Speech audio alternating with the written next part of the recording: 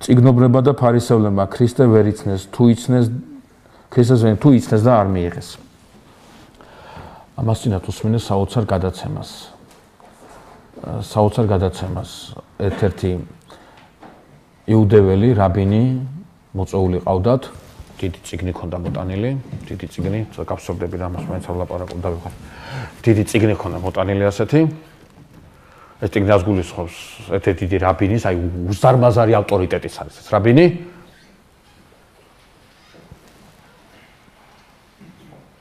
და იმაზე დაყრდნობით საუბრობს. რომ ნუაბრალით ებრაელებს ქრისტეს ჯვარს მას ჩვენ არ გვიწევს ქრისტეს ჯვარზე. ეს ქრისტე ჯვარზე აცვეს მცირე რიცხვოვანმა, მაგრამ მაშინ ძალიან გავლენიანმა სადუკევლების სექტამ. თორე ჩვენ არ შევშეროთ. ახლა ამას არ უნდა დავეთანხმო და რატო არ უნდა დავეთანხმო, ამის შესახებ შემიძლია რა ვიცი, ერთი 2 საათი ვილაპარაკო. დროს გავიყვან დაღლილები ხარ თქვენს და მეც ამას თავი დავანებო. სხვა რამეს მინდა თქვენი ყურადღება მივაქცი. მეგობრებო, აი კითხვიდან გამომდინარე, წიგნობრება და ფარისევლებმა ქრისტე ვერ იცნეს თუ იცნეს და არ მიიღეს. მოდი ასე ვთქვათ. თავარია ის რომ არ მიიღეს. რატო არ მიიღეს ეს სახარებიდან ძალიან კარგად ჩანს. გაფიცებ შენ გახსოვთ კაიაფა რას ეუბნება. შენ ხარ მესია, გითხარი. ძალიან აინტერესებს. გადმოდი ჯვრიდან და გიწამებთ. რატო არ გადმოვიდა ქრისტე ჯვრიდან, როგორ ფიქრობთ? გადმოსულიყო. იწამებთ ისე დაიფანტებოდნენ, დედაშვილს არ იცნობდა, შეიძლება 2-3 დღე თავი არ გამოიყოთ გარეთ. არ გადმოვიდა. არა. ქრისტე ჯვარზე იმიტომ კი არ გავიდა, რომ ეფექტები მოეხდინა და ტაშის ყრა დაემსახვა, არა. ჯვარზე იმიტომ ავიდა, რომ მომკვდარიყო. 8 წლის ვისავიდა ეგ ჯვარზე. ნიკოდიმოსი ვინ იყო? ფარისეველი. პავლევისთან ისდებოდა ფარისეველთან. ყველაზე მეტი მოწაფე იმ პერიოდში მე არ ვამბობ ზოგადად ფარისევლებიდან მივიდნენ ქრისტესთან. ფარისევლები იყვნენ ძალიან ზნეობრივი ადამიანები. აი ასრულებდნენ აი მცნებებს, მაგრამ ზნეობრიობა არ ყოფნის. შეიძლება ადამიანი ზნეობრივი იყოს, მაგრამ ვერ მივიდეს ღმერთამდე მაინც, იმიტომ რომ არ აქვს ყველაზე მთავარი, არ უკავშირდება წყაროს, სულიერების წყაროს და იმიტომ ღმერთთან არ არის და იმიტომ მას თავისი ზნეობრივი კატეგორიები აქვს და ამაშია კმაყოფილი. წარმოუდგენელია, ქრისტე არ ეცნოთ. თუ ქრისტე არ იცნეს, აღდგომამდე, აღდგომის მერე მაინც უნდა ეცნოთ. იმ სასწაულებში უნდა ეცნოთ, იმ ქადაგებაში უნდა ეცნოთ, იმ მოღვაწეობაში უნდა ეცნოთ. ყველაფერი ამოწმევდა და ამტკიცებდა იმაზე, რომ რა ძველ აღთქმაშია ნაწინასთან მეტყველები ის ახსულდა იესო ნაზარეველზე. ამას ყველა ხედავდა. ამიტომაც გამოდმებით, ჩვენ ხო არ ხარ ქრისტე. გაიხსენეთ, როდესაც ქრისტემ 5 პურით 5000 დააპურა. რა მოხდა იქ? ეს ხალხი მიდიოდა იერუსალიმში, პასექის დღესასწაულზე. აცო, ხედავენ.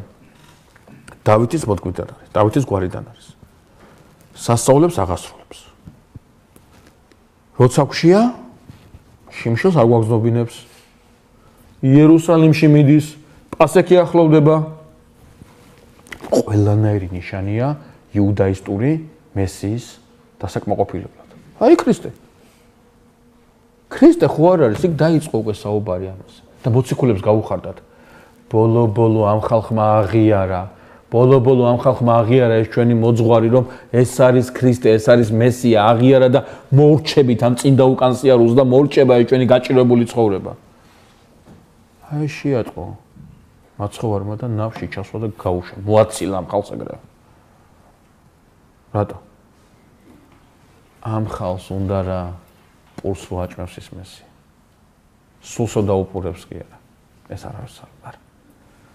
შია მაჭამე. რომელი იერუსალიმიდან გააგდე, მითხარ რომ მაგარი ვარ, ძლიერი ვარ, საუკეთესო ვარ. მეტი შენგან არაფერი არ მინდა. ამიტომ მეორე დღეს იგივე ხალხი ქრისტეს ასეუბნება. სასწაული გვიჩვენა. და მაცხოვარი ასეუბნება. არა, მოჩა სასწაული, დასრულდა სასწაული. მარტო იონა წინასწარმეტყველის სასწაული. და იქ ადაგებს რაზე? ზეციურ პურზე. თქვენმა მამებმა მანანაჭამეს და მოკვდნენ, ხოლო პური, ანუ ჩემი ხორცი, რომელიც ეცნა მოვიდა, ის იმას თუ შეჭამთ, აღარ მოკვდებით.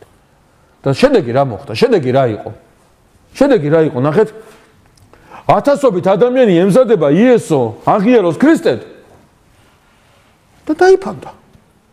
და ეს მოციქულები ამას უყურებენ კაცო. ამას უყურებენ კაცო, ძლივ შევკრიბეთ ეს ხალხი, ძლივს მივიღეთ აღიარება და ისეთი რაღაცა თქვა იესო ქრისტემ საერთოდ დაიხოშალა ეს ხალხი.